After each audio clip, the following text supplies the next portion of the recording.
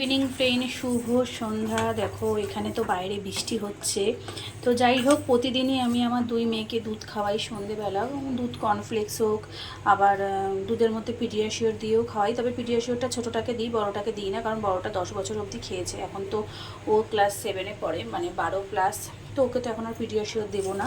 আর ও খুব লম্বা, জানো তো, পিডিয়াশিওর খেয়েছে আরও, মানে লম্বাটা আমার মনে হয় আরও বেশি হয়ে গেছে। তো যাই হোক, তো সেই জন্য রোজই দুধ দেওয়া হয়। আর হ্যাঁ, সপ্তাহে 2 দিন কিন্তু আমি শুধু দুধের মধ্যে একটু হলুদ দিই, উষ্ণ গরম দুধের মধ্যে একটু হলুদ দিয়েও আমি দুই মেয়েকে খাওয়াই। আর আমার মনে হয় যে ছোট কি বড়, মানে বাচ্চা কি বড়, সবারই কিন্তু সপ্তাহে 2-3 দিন দুধ হলুদ খাওয়াটা খুবই দরকার। কারণ দেখো, তাতে কি হয় বলো তো, ইমিউনিটি পাওয়ারটা যাদের কম তাদের তো বাড়বেই, তারপর ঠান্ডাটাও কম লাগবে। এই যে আমাদের যাদের অনেকের আছে না খুব ঠান্ডা লাগার মানে ধাত আছে, খুব ঠান্ডা লেগে যায় একটুতেই, তাদের কিন্তু আমি এটা মানে নিজে পরখ করে দেখেছি। আমার বড় মেয়ের না খুব হাঁচি হতো, খুব হাঁচি দিত, জানো তো, একটুতেই হাঁচি। আর হাঁচি যদি একবার দেওয়া শুরু হতো আর থামতো না।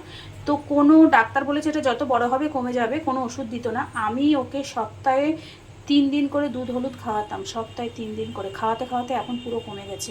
এবং এই জিনিসটা আমি ওর এক বান্ধবীর মাকে বলেছিলাম, তারও এরকমই মানে প্রবলেম ছিল, খুব হাঁচি হতো।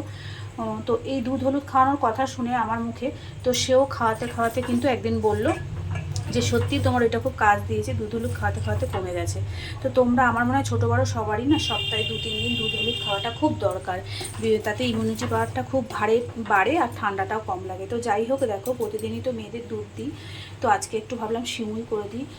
তো তাই সিমুই করছি, মোটামুটি হয়ে এসছে, আর একটু ফুটবে। আর ওরা না, আবার আমি না সিমুইয়ের মধ্যে এলাচ দিই, তারপর তেজপাতা দিই, কিন্তু ওইগুলো দিলে না মেয়েরা খাবে না।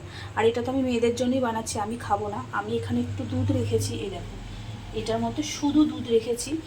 তো এই শুধু দুধের চা খাবো, ঠিক আছে, কারণ আমার প্রচণ্ড মাথাটা যন্ত্রণা করছে। নাইলে আমি সিমুই খেতাম, আমার সিমুই খেতে খুবই ভালো লাগে। তো ভাবলাম ওরাই খাক, আমি খাবো না। তো যেহেতু ওরা তেজপাতা এলাচ এগুলো দিলে খাবে না, মানে খেতে চায় না, তাই জন্য দিলাম না।